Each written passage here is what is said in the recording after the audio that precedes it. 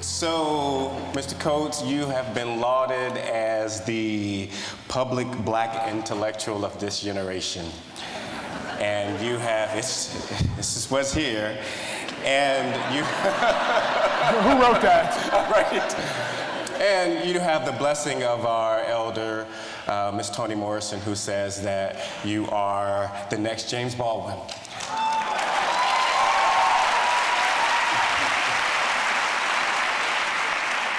How are you handling all that? I'm okay with the Toni Morrison part, because it's Toni Morrison, and you better be okay with it. There ain't too much choice on that. But I honestly, there is what people see when they see you, and then there's who you've been, for your entire life. I've been writing for 20 years, and I'm happy that more people are paying attention to the writing now. But I just try to remember, why I started and why I got into this to begin with. Yeah. And I want to just kind of jump right in. Chimamanda Ngozi Adichie said that this book is about writing as much as it is about anything else. We have a lot of students here, and I'm sure some of them may have papers due tomorrow or next week. Shouldn't be here. Can you talk about the writing process, the revisions, and what that was like for you putting these collections of essays together?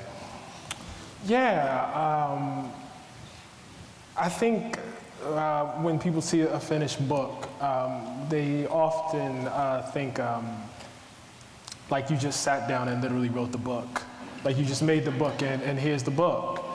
And I think one of the important things, for young writers is to demystify the process. I often get questions about, for instance, like writer's block.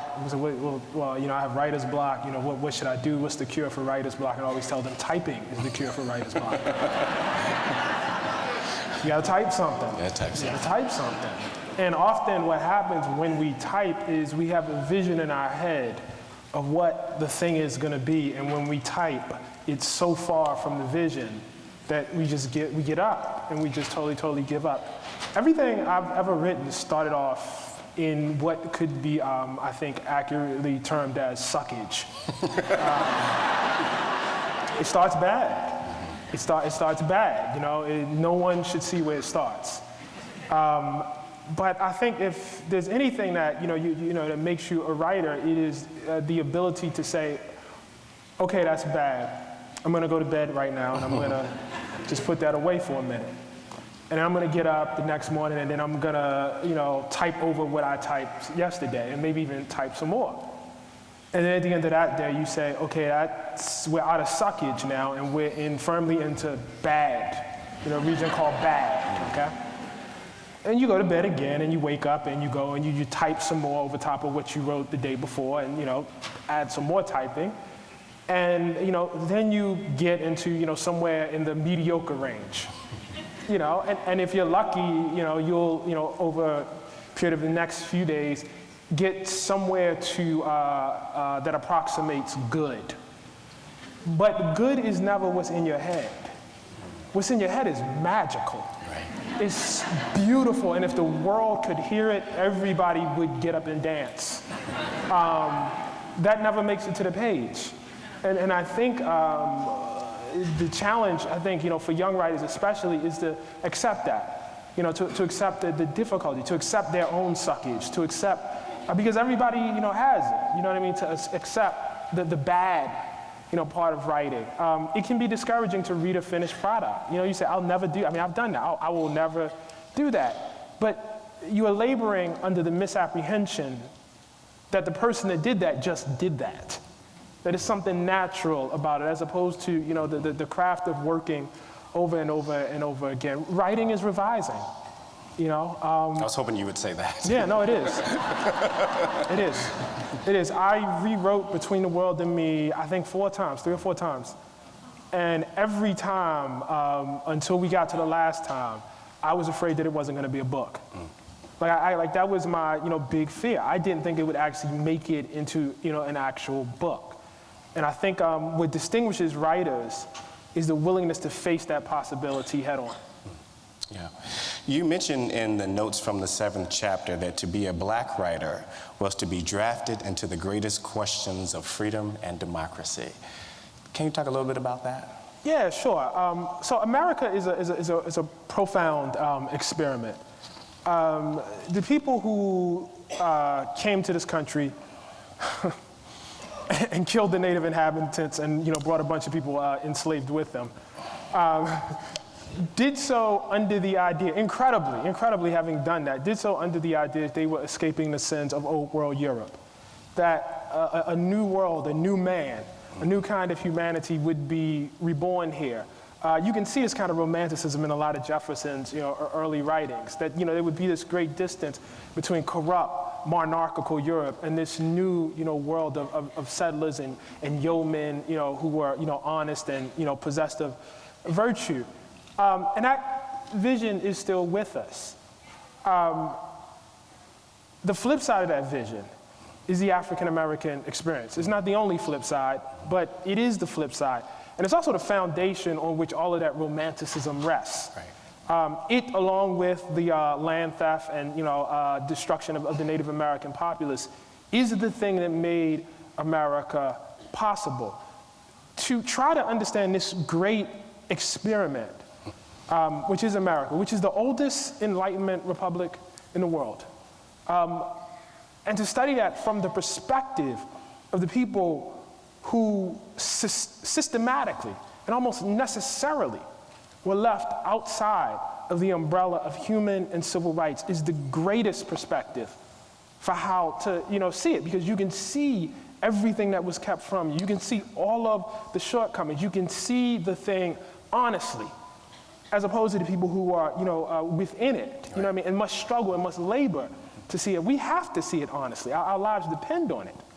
And so if you were to choose a perspective to see America and all of its promise and all of its faults from, I would not choose another one besides the perspective of black people in this country. Wow. Wow. Wow. So I want to say that I want to transition to the respectability politics, because this particular question that I have is close to an experience.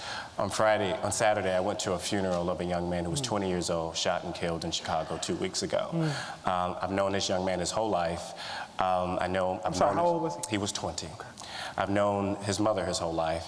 And I'm sitting at this funeral in Black church, and as soon as the eulogist gets up to speak, all she's talking about is respectability politics. Right. And there are a lot of black folks in the room sort of nodding their head, saying amen to respectability politics. Right. And there's this child, right? This deceased child in the front of the church. What do you say to people who believe that respectability politics is the key to saving our youth? Well, I would not dictate to anyone on how to mourn their children. Mm-hmm. I think I was talking to somebody about this today for a podcast I was recording. There is a conversation, a private conversation that happens, among black people. One of the unfortunate byproducts of racism and white supremacy in this country is obviously the lack of, well, I shouldn't say that's a byproduct, it's kind of the point. A byproduct of that, though, is all of the sort of shame of not having had wealth over periods of time. And so there's, a kind of human behavior that's on public display that we find, deeply shameful. I, used to joke with my wife, we used to live in Harlem at 137th and Broadway, and we would get up in the morning and, she would go, get on the train to go to work, and I would, get on the train going wherever I was going. And it, the brothers would be on the corner, and you can't come home and the same brothers is on the corner. And, we have a conversation using vocabulary that I cannot repeat here at this high school. It would not be appropriate. But I say it to say there's a great deal of frustration. Now, that's not analysis. Our conversation was not analysis. It was not why that was true. It was catharsis. You know what I mean? It was deep, sort of frustration. There's a feeling, I think, among people that when you're behind the 8 ball, you want to believe that every single person is pulling their weight, and doing, all that they can. The fact of the matter is no kind of oppression works that way. So that's one side. I want to give people their catharsis. I don't want to, feel like, people can't have that. Now, when you go into the realm of analysis and trying to ask yourself, is that really how the real world works?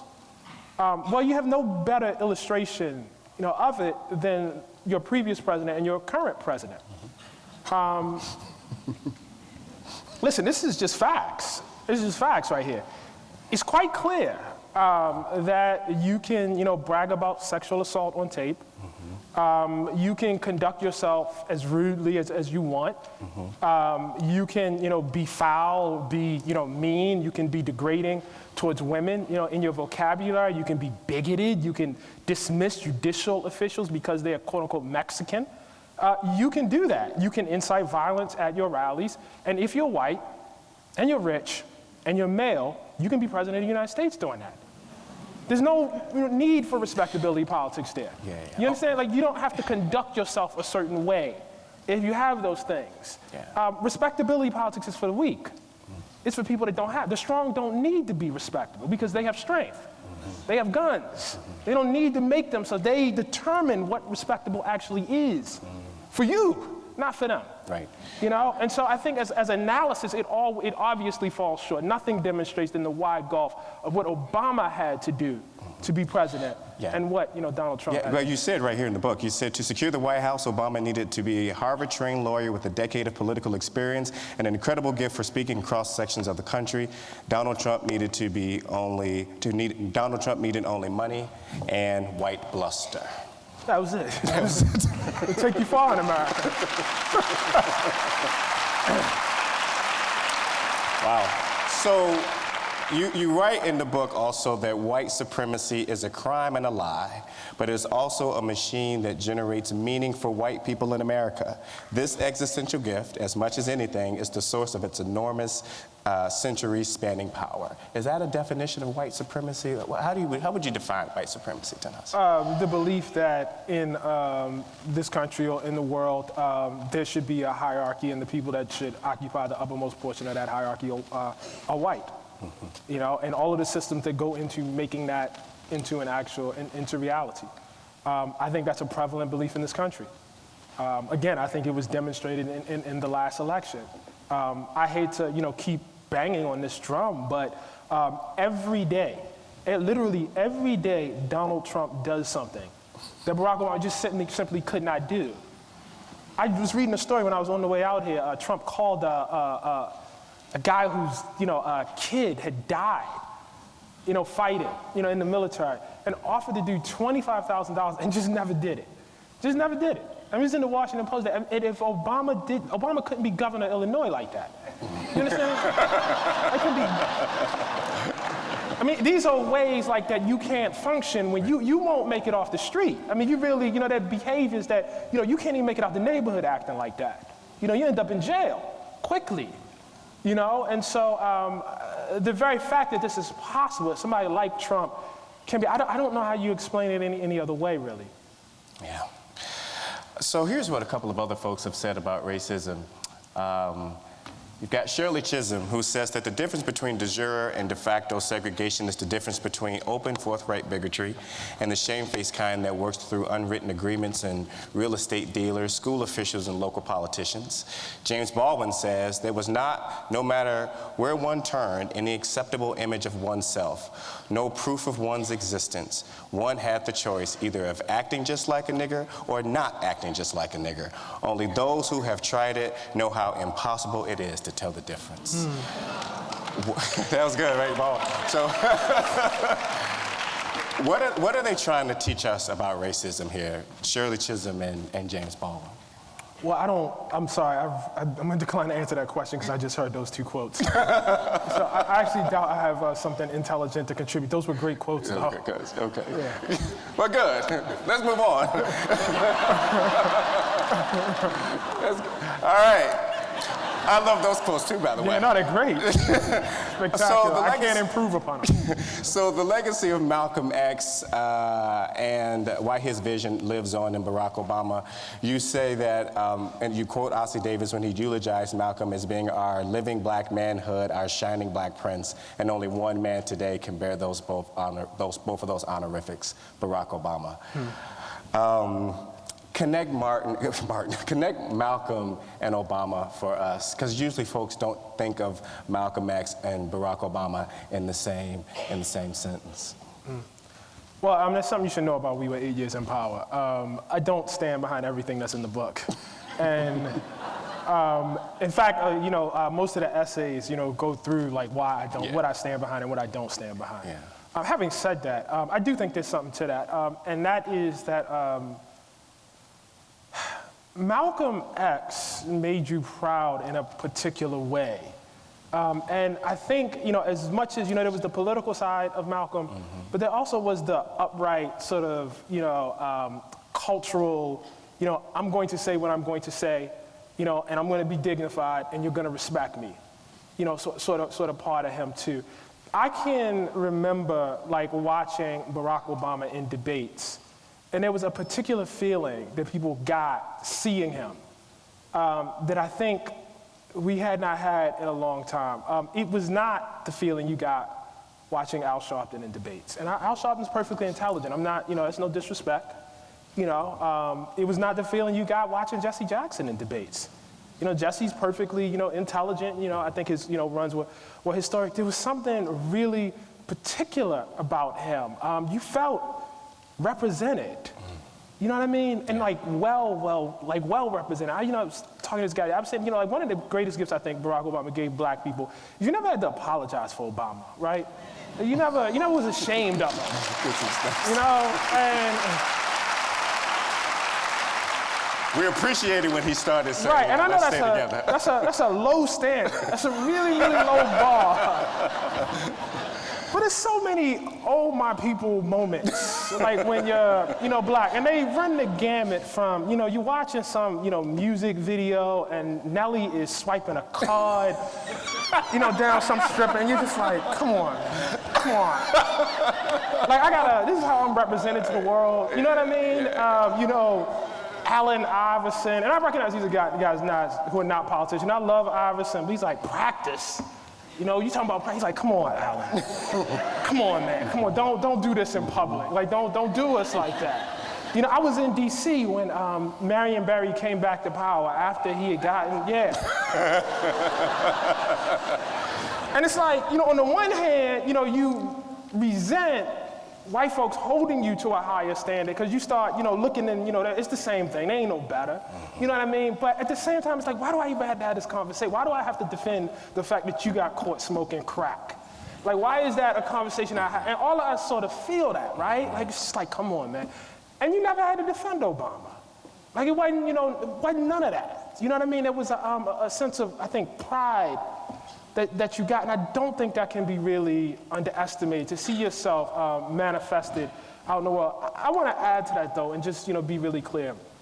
The burden of having to represent is itself the shadow of racism. That's right. Nobody expects Kid Rock to represent. You understand? Like, nobody, and obviously nobody expects Trump to represent. I mean, it's quite clear that no one expects Trump to represent. So that too is the shadow of white supremacy and racism itself. Yeah. But do you feel like you have to represent? Is that why you? Yep. Yeah. Yeah. I think about it all the time. Yeah. So do I. All the time. So do I. Yeah. No, you do, and you don't. I feel myself to be the product of people that invested time and resources in me, and high on my list is not to embarrass them. Can't embarrass them. Yeah. I want to move to. A quote here by James Weldon Johnson, if this thing would ever work, but that's okay. James Weldon Johnson says, Black America is called upon to stand as the protagonist of tolerance, of fair play, of justice, and of goodwill. Until a white America heeds, we shall never let its conscience sleep. For the responsibility for the outcome is not ours alone. White America cannot save itself if it prevents us from being saved, right? Oh, there we go. What do you think white America can do to save itself from racism? Well, I think the first thing that's a difficult question to answer, right? Because to the presumption of a white America presumes a kind of unitary consciousness that, has the ability to direct itself, in certain ways. And I don't think that's actually what happens. I think there are certain pressures that that bring themselves to bear on all communities of people. I think one of those chief pressures is history. I would actually reverse that question and ask, why is it that white America has not yet saved itself from racism and white supremacy? All right. And I think we talk as African Americans often about the weight of 400 years of being on these shores and enslavement, 250 years, a century of Jim Crow, mass incarceration, the whole panoply of indignities and oppressions that we've suffered. But what we rarely talk about is how that conditions the people on the other side of the ledger. When you don't understand why a Robert E. Lee statue should not exist in the United States of America, so there are heavy pressures weighing on you. Right. And the main pressure is for 150 years post-Civil War, you told yourself that this guy, actually represented something good. That's a minor example, but those things exist all throughout the society, the culture. As we know, the pop culture, and it's a little better now, but the pop culture for years has, put out these images of black people as servile, as, dancing, shuffling, itching, scratching, and white folks as noble, as beautiful. The beauty standard is them, not us. Yeah. Notions of, one of the things I always think about is how in sports, people have forgotten this, man, but when black folks were, for instance, trying to, break into boxing, when Jack Johnson, people said, well, it's no way a black man can actually box. Boxing is something, noble. It, reflects a kind of, dignity. It was seen as a kind of, genteel defend your honor thing. And when Jack Johnson comes in there and kicks butt, suddenly he's dominating boxing because he's an animal. The definition, completely shifts, to accommodate, these ideas of whiteness and white supremacy. What I'm trying to say is, if you drink from poison, repeatedly, if you feed your children poison, you feed your grandchildren, over generations of poison, asking why somebody in the moment can't stop drinking poison, it's hard. It's very, very hard to reverse yourself. I think if there is one way out, we probably can begin the reversal, by beginning to tell a different story. And one of the things I've tried to do in my work is to get a country to really tell the truth about its history. To really stop lying to itself. If you can,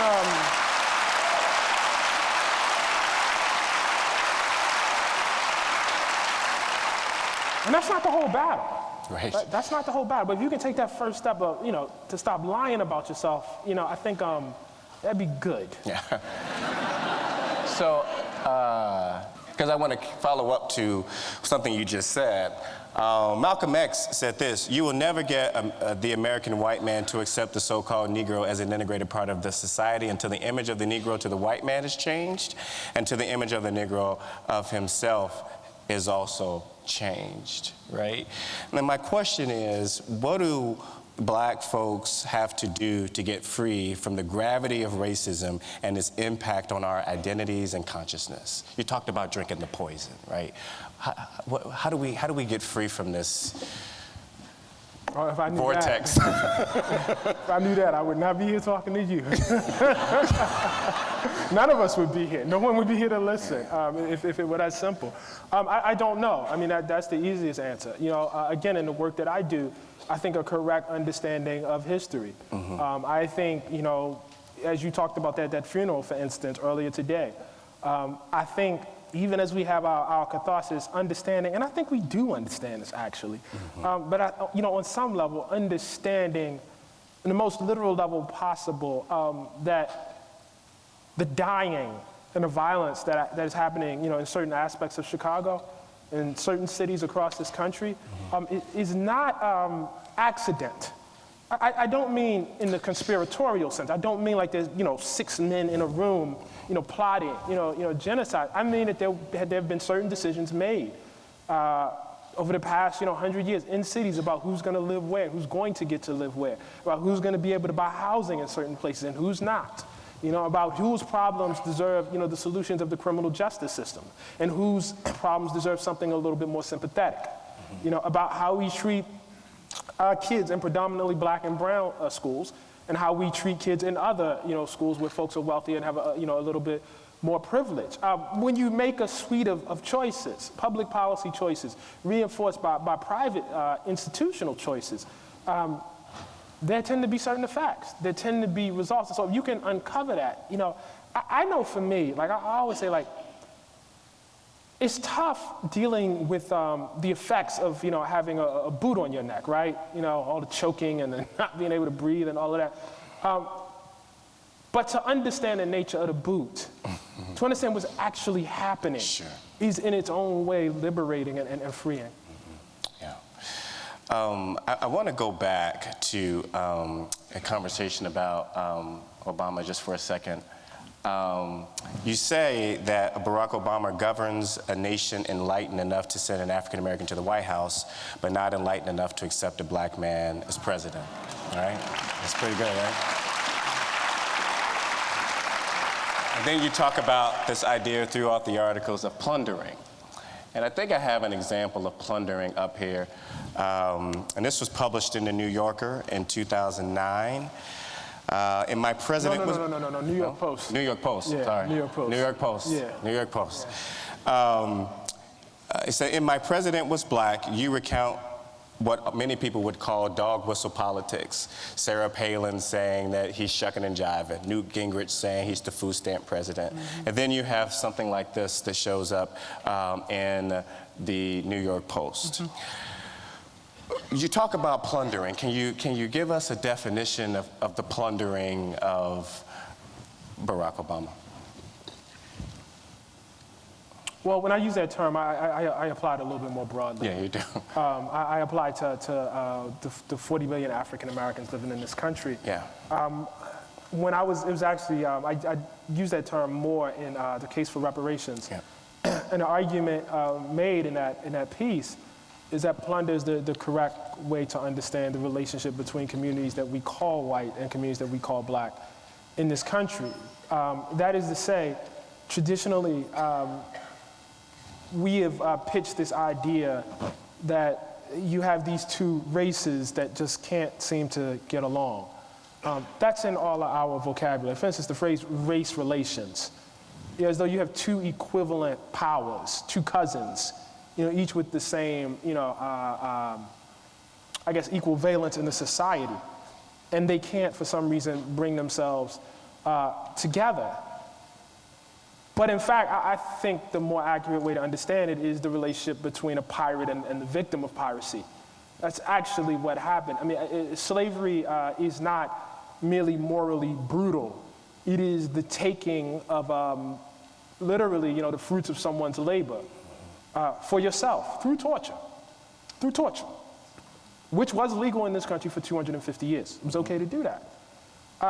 If you understand, the housing policies that I go through in the case for reparations, black people paying their taxes, obeying the social contract that all citizens are supposed to obey, huge wealth building opportunities enacted under the New Deal, and despite the fact that black people are instead as citizens as anybody else in this country, somehow they don't receive the same benefits. That's plunder.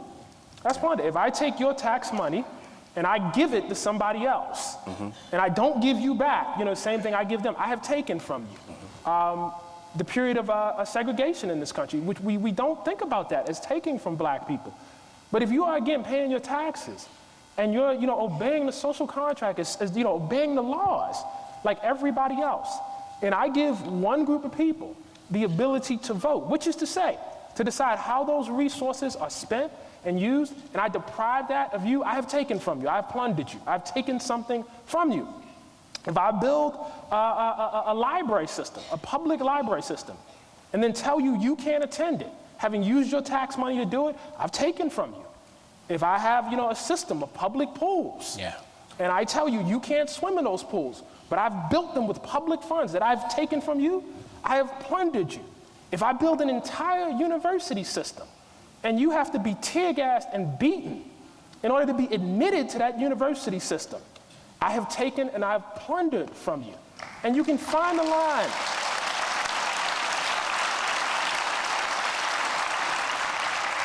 You can find the line to that plunder all the way from the moment we get here in 1619, all the way up to today.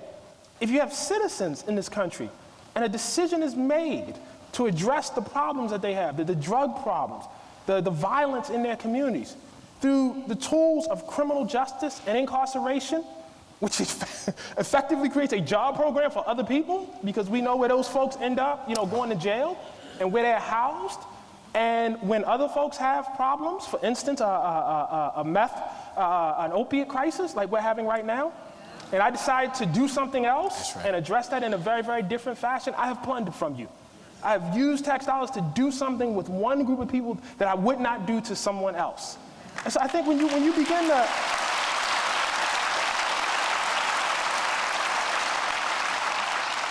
when you understand it that way, it throws in stark relief. This is not a relationship, man. Any more than there's a relationship between the robber and the person being robbed. That's the relationship. Right. It's not two co-equal people who need to, just figure it out. We don't need counseling. We need reparations, like that's what we need.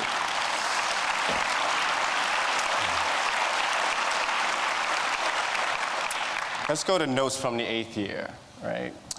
What amazes me, this is what you say in the notes, what amazes me in thinking you were talking about this conversation you and President Obama was having about just Donald Trump just absolutely cannot be elected, right? And you say, what amazes me... Why did I say cannot? Well, cannot. He said cannot. He said cannot. He said cannot. I said would not. There's a difference between the two. And so you both said, you say, what amazes me thinking back on that day is the ease with which two people, knowing full well what this country is capable of, knowing that it had once sent hundreds of thousands off to die in service to slavery, knowing that it had looked away during the era of lynching, knowing it was conceived in slavery, dismissed the possibility of a return to the old form. Are we the same nation that we were then, now? And I don't even know what that means if you say yes. No, of course not. Of course we aren't the same. But we do have a record. Like anybody else, we have a record. We've done certain things. We have a history, and just like a person's personal history haunts them, I'll give an example. He's not here, so I guess I'm not embarrassing him. Hopefully he won't hear about this. I was going through something with my son, and we were talking about what it means when you lie, when you lie to your parents. We were having a discussion about that a while back. And I was telling him that you think you're lying to me, but what you're doing actually is you're destroying your ability to trust yourself. Like, me and you will be okay eventually, and you'll be thinking about this when you're 25, 30, 35. You will be doubting yourself because you perfected the ability to lie to yourself. And you'll have a hard time getting that back. And I told him, I know this because I did it, because it happened to me, because I lied to my parents in much the same way. Your history has effects. Even after you stop doing what it has effects. You are conditioning yourself to be a certain way. You have to understand the civil rights movement is within living memory. And so what that means is there are many, many millions of people who are alive today who effectively remember when broad swaths of this country was not, we're not a democracy. That's how close the history is. Right. For most of this country's history, not even the vast majority of this country's history and our history, as black people in this country, white folks, or folks who, as I say, in between the world and me, consider themselves white, have been lying to themselves. basically just, lying about the basic nature of the country. That has effects. And so one should not be surprised that after, your first black president, there's some blowback from that. There's some side effects, We've been conditioned, to be that way. Yeah. You said on Chuck Todd, on Meet the Press, you said to Chuck Todd on Meet the Press that aired October 1st, that white supremacy was an indispensable factor in the election of Donald Trump. Yes. Yeah. Talk about that, man. Well, I don't even know what to say anymore. I mean, I definitely don't know what to say to y'all. I think y'all know. I mean, Jesus. Well, George. No, I can't. Go ahead. No, it keep just going. seems so obvious. Going. I'll go ahead and say it. I mean, it just seems so obvious. Listen, I mean, you have a person who begins their, public life discriminating against black people. I mean, that's the Justice Department finds, under Nixon, by the way, Nixon's Justice Department. Right. Finds Donald Trump and his dad discriminating against black people. You distinguish yourself during the infamous Central Park jogger case by calling for the death penalty, for these boys who are later exonerated. And you don't go back and correct yourself. You don't apologize for that. You maintain up to and during your presidential run that you were in fact correct. Right. You're quoted on the record, with a journalist saying that, you don't want black people counting your money. You only want, short people with yarmulkes. I believe that was the quote.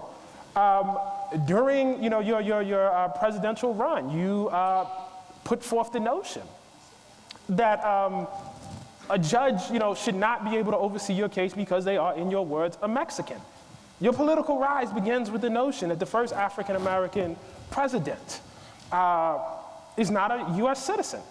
And this is not a fringe belief. In fact, poll after poll shows that, during the 8 years of Obama's presidency, large swaths, often majorities of the opposition party believed, too, that he was not a citizen. Those are some strong forces. Yeah. Yeah. And the notion that you could take all of that away and Donald Trump would still be president is laughable. It was indispensable. Yeah. This is not said for rhetorical effect. It's not said for applause. It's what the record is. Mm-hmm. So you come to me and tell me how that's not the notion that white people should occupy some elevated portion when you say that one somehow isn't a citizen without proof. Yeah. When you say that one isn't fit to be a judge because they're quote unquote a Mexican. By and by, they were born here, by the way. The person was born here. Right.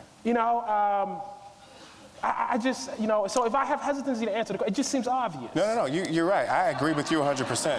However, George Packer, who wrote a response to you, he says, this is what Ta-Nehisi gets wrong about American politics. He says, at the heart of American politics, there is racism, but it's not alone. There's also greed and broken communities and partisan hatred and ignorance, right?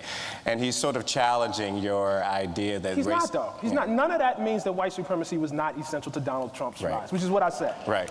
Right. Nothing in that sentence, nothing in saying white supremacy was essential to Donald Trump. That sentence does not say it was the only thing responsible. Right. That sentence does not say that there was nothing else. Right. It does not say,